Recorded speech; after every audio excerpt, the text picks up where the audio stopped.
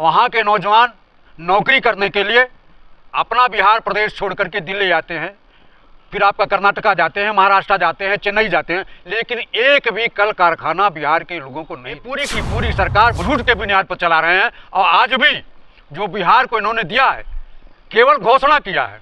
पिछले चुनाव में या पिछले दिनों जो उन्होंने घोषणा किया था, एक भी रुपया बिहार सरकार को, एक भी कारखाना बता दीजिए जहां बिहार में लगा हो। वहां नीतीश कुमार के द्वारा लगाए गए पुल गिर रहे हैं, सड़कें धंस रही हैं।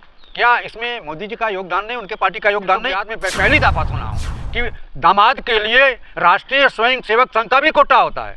तो इससे बढ़िया दामाद आयोग बना दो, सारे मंत्रियों के दामादों को बिना परीक्षा के, बिना इम्तहान के सबको वहाँ पोस्टिंग कर दो, IAS में पोस्टिंग कर दो, जैसे RSS के लोगों को दिल्ली में हुआ है, नरेंद्र मोदी ने किया है। बिहार में भी उसी तरह से नियुक्ति कर दो। कांग्रेस पार्टी ने बिना सरकार में रहते हुए कल दिल्ली में लोगों को रोजगार दिया है।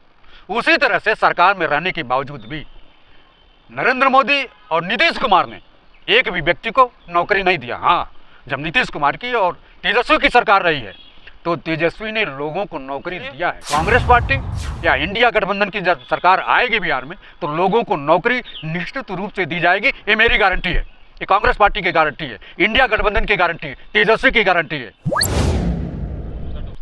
क्या कहेंगे आज मोदी जी जिस तरह से सिवान में 9,000 करोड़ से ज्यादा योजनाओं का उद्घाटन किया है उन्होंने?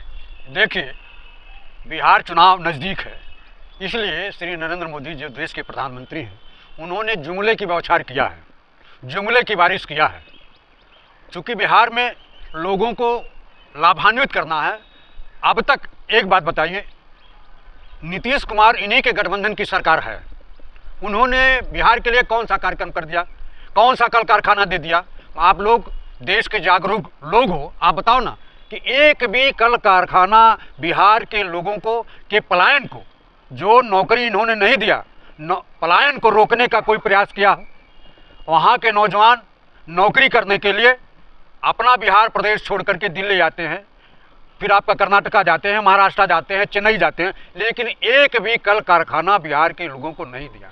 और नहीं तो झूठ की बुनियाद पर इन्होंने एक मेडिकल कॉलेज दरभंगा में बनाने का प्रयास किया था। बोला था कि दरभंगा में मेडिकल कॉलेज चल रहा है, लेकिन मेडिकल कॉलेज की एक नींव की एक ईंट भी इन्होंने नहीं रखा था। तो ये पूरी की पूरी सरकार बुनियाद झूठ के बुनियाद पर चला रहे हैं। और आज भी जो बिहार को इन्होंने दिया है, केवल घोषणा किया है। पिछले चुनाव में या पिछले दिनों जो उन्होंने घोषणा किया था, एक भी रुपया बिहार सरकार को नहीं दिया है। जब तक अधिसूचना जारी नहीं होती है, नोटिफिकेशन नहीं होता है रुपया देने का, तब तक उस सरकार को रुपया नहीं मिलता है। पिछले घोषणाओं में नोटिफिकेशन इन्होंने नहीं किया और एक भी रुपया बिहार के विकास करने के लिए अभी तक आज तक नहीं मिला है। उसी तरह से माननीय प्रधानमंत्री जी जो पूरे इस सदी के झूठ बोलने के महानायक हैं, इन्होंने झूठ बोला है। इस तरह का झूठ 1947 से और 2014 तक कोई भी प्रधानमंत्री नहीं बोला है, जितना अकेले नरेंद्र भाई मोदी जी बोले हैं।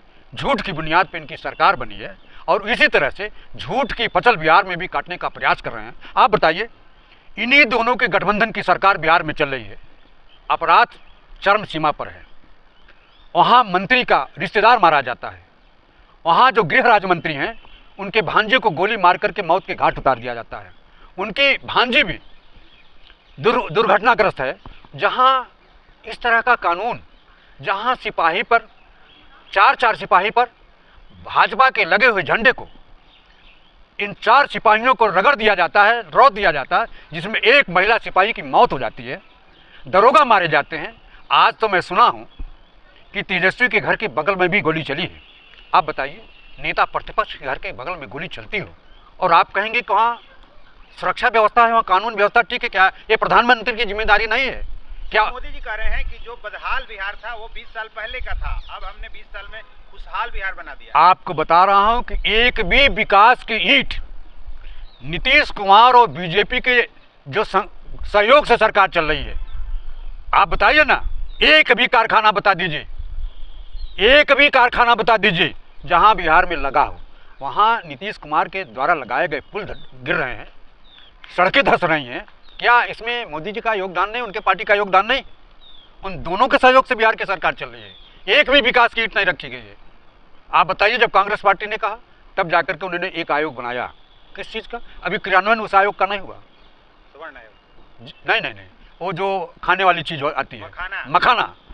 मखाना पर आयोग तो बनाया, लेकिन अभी तक इस समय तक उस पर क्रियान्वयन नहीं हुआ। आप बता दीजिए। तो सवर्ण आयोग भी बनाया चुनाव से पहले सवर्णों को खुश करने के लिए। आप बताइए। दामाद आयोग भी बना दिया है। निश्चित रूप से आप बताइए कि बिना किसी परीक्षा के, बिना किसी इम्तहान के अपने दामादों को ऐसे जगह फिट कर दे रहे हैं कि जहां परीक्षा होती है, परीक्षा को इग्नोर करके केवल भारतीय जनता पार्टी और नीतीश की सरकार को बचाने के लिए दामाद। आप बताइए, कहीं आरएसएस द्वारा प्रायोजित होता है क्या किसी की नौकरी? लेकिन उनका मंत्री कहता है कि हमारे दामाद को तो राष्ट्रीय स्वयं सेवक संघ के कोटे से आया है। आप बताइए, राष्ट्रीय स्वयं सेवक कौन सा कोटा उसका होता है भैया? ये तो बिहार में पहली दफा सुना हूँ कि दामाद के लिए राष्ट्रीय स्वयं सेवक संघ का भी कोटा होता है।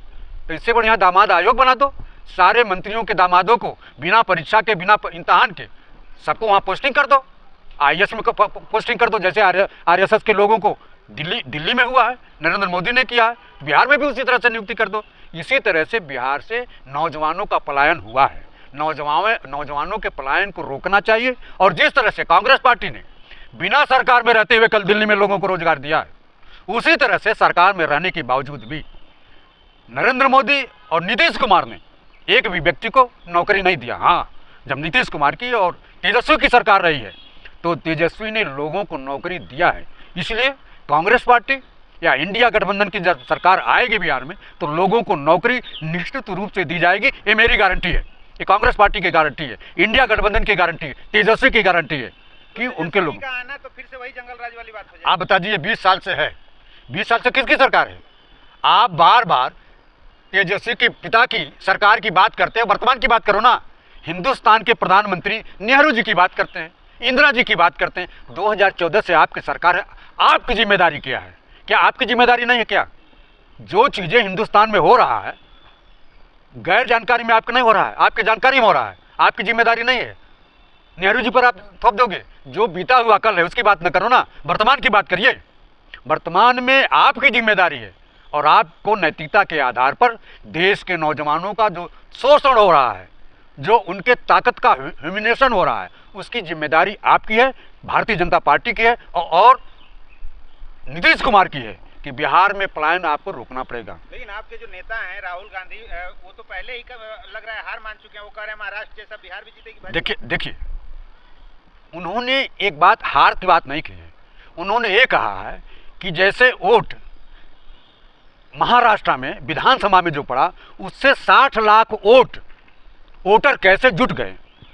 तो वो चीज़ें, इस चीज़ों को राहुल गांधी ने कहा है कि बिहार में भी ये भारतीय जनता पार्टी की सरकार कर सकती है चुनाव आयोग को मिला करके।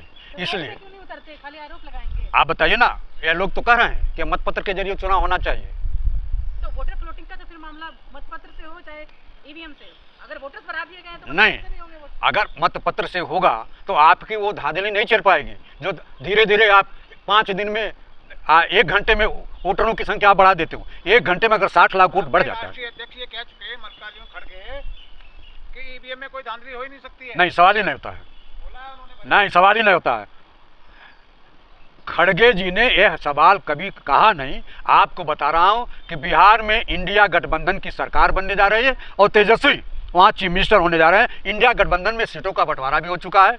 चूंकि अब इनके यहाँ नरेंद्र मोदी के यहाँ और नीतीश के यहाँ फूट है, इनके दल में फूट है। आपको बता रहा हूँ, पासवान जो है 223 सीटों पर चुनाव लड़ने जा रहा है। निश्चित रूप से इनके यहाँ बंटवारा, हमारे यहाँ इंडिया गठबंधन में एकता है, कोई मतभेद नहीं है। और इनका बेटा तेजस्वी ही वहाँ चीफ मिनिस्टर होने जा रहे हैं।